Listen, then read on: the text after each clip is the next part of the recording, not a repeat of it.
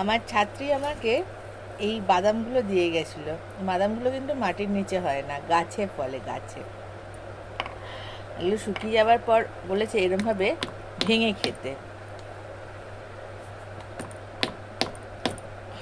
দেখি ভাঙলে ঠিক কীরকম পাওয়া যায় সেটাই দেখবো আজকে।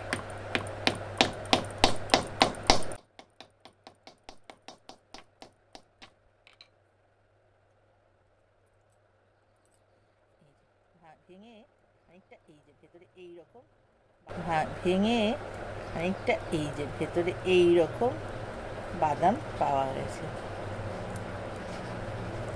সেরকম বিশেষ করে মাংস এর মধ্যে আর থাকে না, মোটামুটি এরকম হালকা সাদা সাদা যেগুলো দেখা যাচ্ছে এইটুকুই বাদামের অংশ।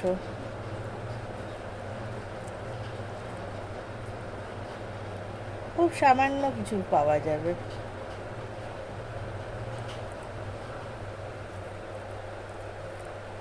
খেতে একটা হালকা মিষ্টি ভাব আছে এটার মধ্যে। এই যে একটা টুকরো, এই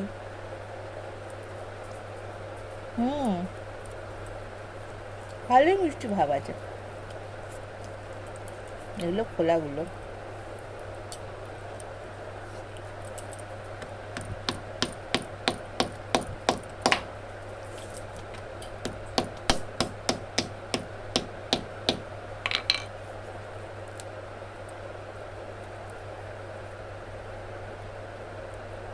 এই সাদা অংশটা হলো বাদাম।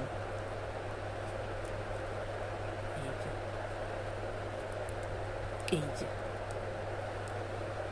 এইটা খুবই সামান্য, এক চিলতে করে বেরোয়, এমন নয় যে অনেকটা বেরোবে। কিন্তু এটা খুব ইউনিক ব্যাপার, যার জন্য এটা আমি দেখালাম। হয়তো অনেকেই এই বাদামটার সাথে পরিচিত। এগুলো বড় বড় গাছে হয়। এই বাদামটা যখন হয় একদম সবুজ রঙের থাকে, এবং কাঁচা অবস্থাতেও আমি একবার ভেঙে দেখেছি।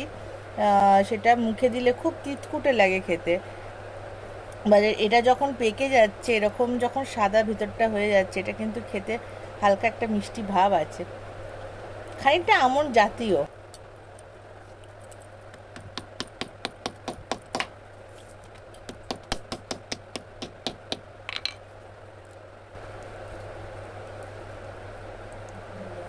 এই যে খানিকটা অংশ দেখাতে পারলাম।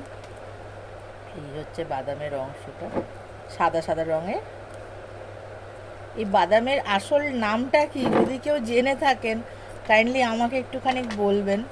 আমিও জানতে চাই এটা, এই বাদামটাকে আসলে কি নামে ডাকে। কারণ যে ছাত্রী আমাকে এটা দিয়েছে সে তো খুবই ছোট, সে না বলতে পারেনি বাদামটার নামটা, না ও বলতে পারেনি। আমার মনে হয় এই গাছটা ওদের বাড়ির কোনো আশেপাশে আছে, যেখানে এটা বাদামটা হওয়ার পর মাটিতে পড়ে, তো সেখান থেকে ও তুলে এনেছে আমার জন্য। এই হচ্ছে ব্যাপারটা।